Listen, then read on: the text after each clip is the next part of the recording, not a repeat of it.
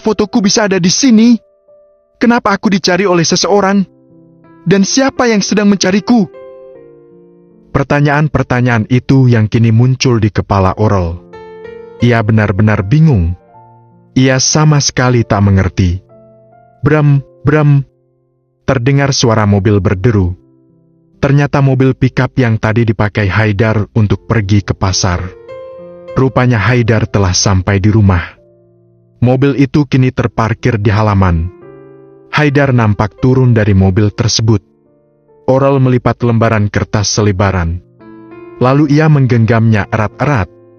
Ia berjalan meninggalkan kebun untuk kembali ke area rumah. Haidar melihat keberadaan Aurel. Ia yang hampir masuk ke dalam rumah pun langsung menghentikan langkahnya. Kini ia menunggu Aurel yang sedang berjalan ke arahnya. "Kamu kok dari kebun, sayang?" tanya Haidar. Ia heran dengan keberadaan Aurel yang baru saja. "Anu, aku barusan." Ucapan Aurel terhenti. Ia hampir menjawab jujur pertanyaan Haidar. Hampir ingin bertanya langsung tentang selebaran. Tetapi ia urungkan. Pikirnya, pasti Haidar tak akan mau menjawabnya. Bisa saja laki-laki itu akan berbohong padanya. Karena ia merasa selama ini ada yang aneh dengan Haidar. "Aku barusan nyariin kamu. Aku kira kamu lagi ada di kebun." Jelas bohong Aurel sambil memasukkan lipatan selebaran ke dalam kantong bajunya. Ia tak mau Haidar tahu bahwa ia telah melihat selebaran tersebut. "Kalau kamu dari mana?" Aurel gantian bertanya. "Aku dari beli ini."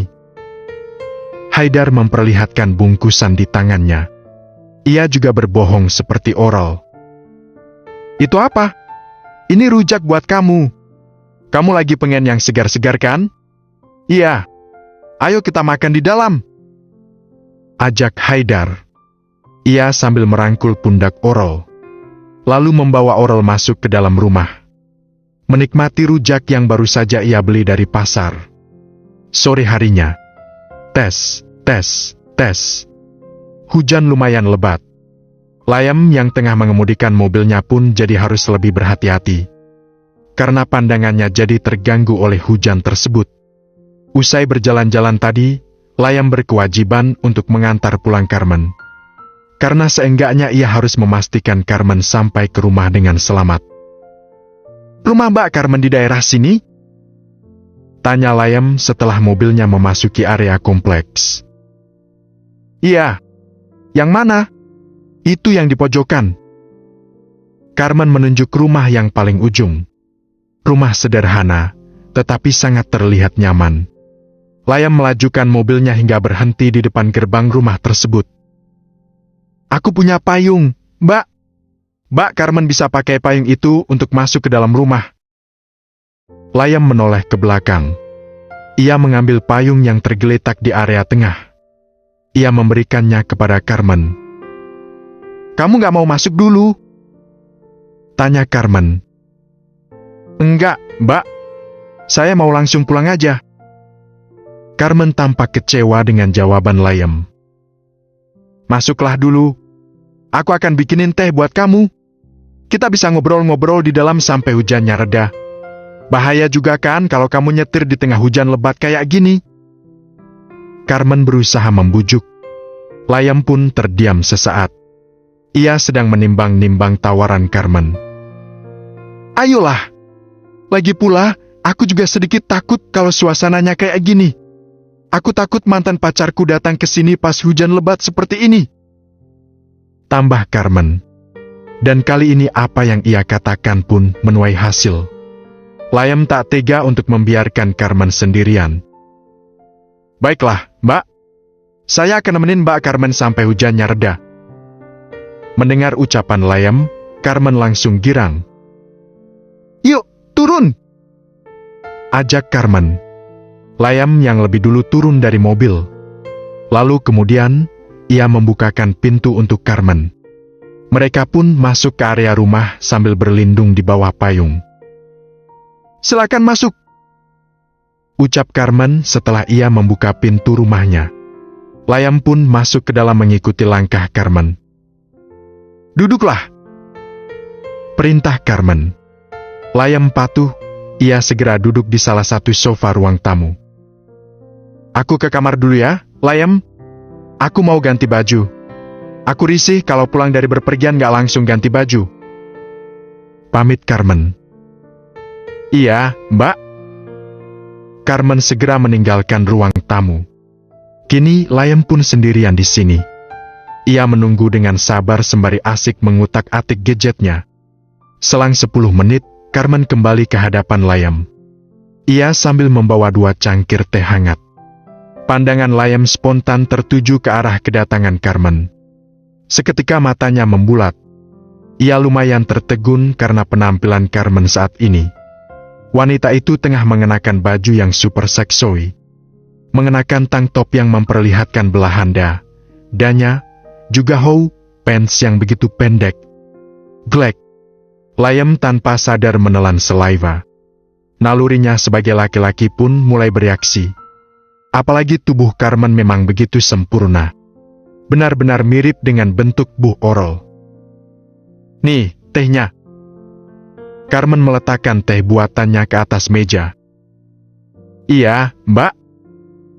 Karena gugup gara-gara penampilan Carmen, Layam dengan gegabah meraih teh tersebut. Ia segera menyeruputnya. Alhasil, "Ah!" Layam memekik karena kepanasan. "Hihihi!" Carmen pun menertawakannya. "Kamu sih, masih panas kok langsung diminum," celetuknya. Dan Layam hanya berekspresi meringis. Ia sedikit malu. Sesaat kemudian, mereka saling terdiam, tak ada obrolan apa-apa. Kali ini Layam benar-benar grogi. "Anu, Mbak Carmen tinggal sendirian di sini?" Layam akhirnya bersuara kembali. Mau tak mau ia harus mencari topik pembicaraan. "Iya, aku kan aslinya bukan orang sini. Aku pendatang di sini. Orang tuaku dan saudara-saudaraku tinggal di kota sebelah," terang Carmen. "Oh." Tanggapan Layam hanya seperti itu. Karena ia bingung harus menimpali apa. "Anu." Layam harus membuat obrolan lagi. "Ya? Tetapi Layam bingung mau ngobrol apaan. Maka akhirnya, "Hobinya Mbak Carmen apa?" Pertanyaan Layam benar-benar random dan sangat berbeda jauh dengan pertanyaannya yang sebelumnya. "PHT." Carmen pun tampak menahan tawa. "Kamu benar-benar lucu, Layam. Kamu lagi grogi ya?" "Iya, Mbak." "Hei!" Layam menggaruk-garuk kepalanya. Ia menjawab jujur. "Diminum aja gitu tehnya, biar nggak grogi. Tapi ditiup dulu." "Iya, Mbak." Layam patuh. Ia kembali menyeruput tehnya. Kali ini ia tak kepanasan lagi seperti tadi. "Oh ya, Layam. Aku ke kamar dulu sebentar ya. Mau ambil handphone." Carmen beranjak berdiri. "Iya, Mbak." Carmen pun kembali meninggalkan Layam seorang diri di ruangan ini. Tetapi hal tersebut malah membuat Layam sedikit lega. Ia jadi bisa menenangkan diri karena perasaan groginya yang baru saja. Juga, dia jadi bisa leluasa membenarkan celananya yang mendadak terasa sempit akibat melihat buh seksi Carmen. "Ah!" Tiba-tiba suara teriakan Carmen terdengar. Suara yang berasal dari dalam kamar. Layam terkejut. Mendadak ia pun panik. Ia takut ada apa-apa dengan Carmen. Layam beranjak dari posisi duduknya. Ia berlari ke dalam ke arah suara. Dan begitu sampai di depan sebuah pintu kamar, ia pun menggedor-gedor pintu tersebut. Mbak Carmen kenapa?" tanya Layam. Tetapi tak ada jawaban dari Carmen. Layam pun memutar daun pintu. Beruntung pintu sama sekali tak terkunci. Pintu itu berhasil terbuka. Ia segera masuk ke dalam. Ia mencari keberadaan Carmen. Tetapi keberadaan wanita itu tak ada. Kamar ini tampak kosong. Dan tak ada tanda-tanda bekas kejadian apapun. Blam! Pintu tertutup tiba-tiba. Layam yang semula berposisi membelakangi pintu tersebut, langsung membalikkan badannya. Ia melihat Carmen. Wanita itu tampak berdiri di depan pintu. Dan sepertinya dialah yang menutup pintu yang baru saja. Layam tertegun. Ia bingung dengan maksud Carmen. Karena nyatanya Carmen tak kenapa-napa. Ia baik-baik saja. Mbak Carmen barusan kenapa? Tanya Layam dengan suara terbata. Carmen tak menjawab. Ia malah berjalan perlahan-lahan, mendekat ke arah Layam. Aku hanya ingin agar kamu datang ke kamar ini, Layam. Ucap Carmen. Maksudnya? Layam kebingungan. Tak langsung menjawab, Carmen terus berjalan mendekat ke arah Layam. Lalu berhenti tepat di hadapan Layam. Bukanlah kalau hujan-hujan seperti ini enaknya berada di dalam kamar. Kita bisa melakukan sesuatu yang asik. Layam tercengang mendengar ucapan Carmen. Mbak Carmen mau ngapain? Layam makin gugup. Set. Carmen malah tiba-tiba mengulurkan tangannya ke arah Layam. Ia menyentuh wajah Layam. Mengelus pipi dan bibir Layam dengan jemarinya. Kamu sangat tampan, Layam. Aku tertarik sama kamu. Ungkap Carmen. Ia sambil menatap kedua mata Layam. Sengaja menunjukkan ekspresi menggoda. Ayo, Layam. Kamu boleh berbuat apapun terhadapku. Kamu boleh menyentuhku. Tambahnya. Dan Layam makin tertegun. Apalagi saat Carmen mulai mengelus bidang Layam.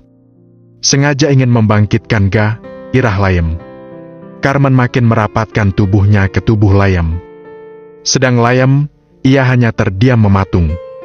Ia sedang mencerna apa yang terjadi saat ini. Juga, ia sedang sibuk meredam hasrat yang timbul akibat sentuhan-sentuhan jemari Carmen yang kini bermain di area pinggang dan perutnya. Carmen mulai menjinjitkan kedua kakinya untuk mengimbangi tinggi badan Layam. Ia juga melingkarkan salah satu tangannya ke leher Layam. Kemudian, berangsur-angsur birnya mendekat ke bir Layam. Mereka hampir berciuman. Namun, Layam masih bisa mengendalikan dirinya. Ia sadar, hal ini sama sekali tak benar. Yang ia cintai adalah oral. Ia tak boleh mengkhianati wanita itu dengan cara seperti ini. Maka dengan gegabah, Setit. Layam menjauhkan tubuh Carmen dari tubuhnya. Maaf, Mbak. Saya harus pulang sekarang. Ucap Layam. Setelah itu, ia melenggang pergi begitu saja. Meninggalkan kamar Carmen, berjalan kembali ke ruang tamu. Setelah sampai, Layam mengambil handphonenya yang semula tergeletak di atas meja ruang tamu.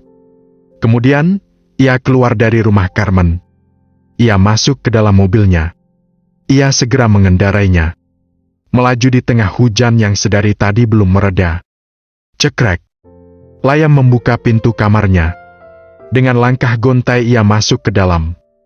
Tanpa melepas sepatu, Layam segera merobohkan tubuhnya ke atas tempat tidur. Kini ia berbaring terlentang dengan kedua kaki yang masih menjuntai ke bawah. Ia menatap lekat-lekat langit-langit kamarnya. Haf! Layam menghela nafas. Dia memang mirip dengan Nyonya Oral. Tetapi dia bukan Nyonya Oral. Jadi aku tak boleh terlalu dekat dengan dia. Aku tak mau melukai perasaan Nyonya Oral. Gumamnya. Ia tengah berusaha menasihati diri sendiri. Ia tak boleh terbuai. Apalagi kalau sampai melakukan kesalahan yang fatal. Dert. Handphone Layam tiba-tiba bergetar. Layam pun merogohnya dari saku celana. Dengan malas-malasan ia melihat ke arah layar benda pipihnya tersebut. Keningnya langsung mengernyit. Ada sebuah panggilan masuk dari nomor yang tak dikenal. Ini siapa ya? Gumam Layam. Ia sambil beranjak duduk. Ia ragu-ragu untuk menerima panggilan tersebut. Tetapi ia juga tak boleh mengabaikannya begitu saja. Maka akhirnya, "Halo?" Layem pun menerimanya. "Halo?" Terdengar suara wanita di ujung telepon. Layem terkejut. Ia sangat mengenali suara tersebut. "Nyonya Oral!" ucap Layem. Ia yakin suara itu adalah suara Oral.